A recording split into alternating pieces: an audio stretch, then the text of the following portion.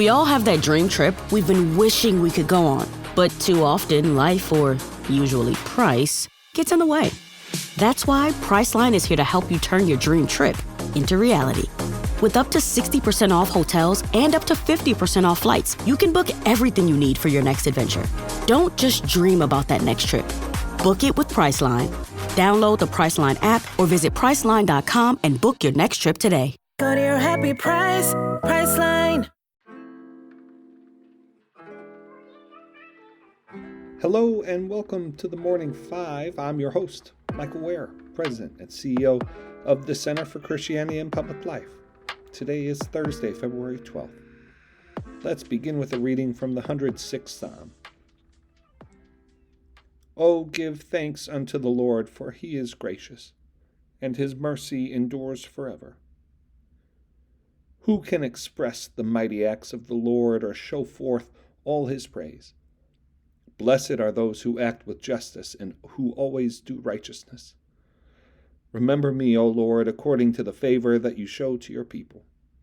O visit me with your salvation, that I may see the felicity of your chosen and rejoice in the gladness of your people, and give thanks with your inheritance. We have sinned like our fathers. We have done wrong and dealt wickedly. Our fathers regarded not your wonders in Egypt, neither did they keep your great goodness in remembrance, but were disobedient at the sea, even at the Red Sea. Nevertheless, he saved them for his name's sake, that he might make his power known. May God bless the reading of his word. Well, good morning, friends. Two notes today. First, the audio for the Morning Five yesterday was a bit strange. A couple of you noted. One reader asked if we had moved to AI and whether it was really my voice, and I want to say it was. I am traveling, and my typical audio setup was not available, but still wanted to move forward with recording an episode, and so that was why the audio was a bit strange yesterday. Hopefully, it didn't throw too many of you off.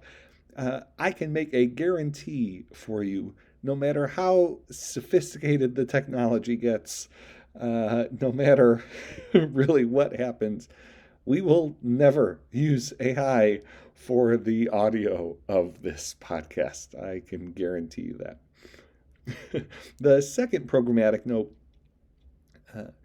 if you enjoy this podcast and want to stay in the loop with CCPL's work, today we are launching a community update newsletter. It features our Public Life Fellowship alumni, young professionals, and highlights people faithfully working in public life for the good of the public. I think it will be an encouraging email for you, and would love to have you be a part. Well, you're already a part of the CCPL community by listening to this podcast. This newsletter will be a monthly way for you to feel more in touch with CCPL, those we serve with, including you. And so you can sign up for the newsletter at ccpubliclife.org, and I hope you will. All right, with that, let's go to today's news highlights. First, new data from the Bureau of Labor Statistics shows that job growth has been stronger than analysts anticipated to start this year, with non-farm payrolls increasing by 130,000 in January. The unemployment rate also decreased slightly to 4.3% from the prior month's rate of 4.4%. Heather Long, chief economist at the Navy Federal Credit Union, told CNBC that, quote, "This is still a largely frozen job market, but it is stabilizing. That's an encouraging sign to start the year, especially after the hiring recession in 2025. Next up, the Justice Department failed to obtain indictments against 6 Democratic lawmakers on Tuesday after arguing a video they posted last year telling military members not to follow illegal orders constituted interference with the loyalty of the armed forces. Led by Trump ally Jeanine Pirro, the attorney's office in Washington, D.C. assembled a grand jury to try to proceed with indictments for the lawmakers, including Senators Mark Kelly and Alyssa Slotkin, as well as House members Jason Crow, Maggie Goodlander, Chrissy Houlihan, and Chris Deluzio. Senator Slotkin celebrated the grand jury's decision, saying, quote, "No matter what President Trump and Pirro continue to do with this case, tonight we can score one for the Constitution, our freedom of speech, and the rule of law." Finally, for today's highlights, the House of Representatives is challenging President Trump's tariffs, with members voting yesterday to end his 25% duties on Canadian products.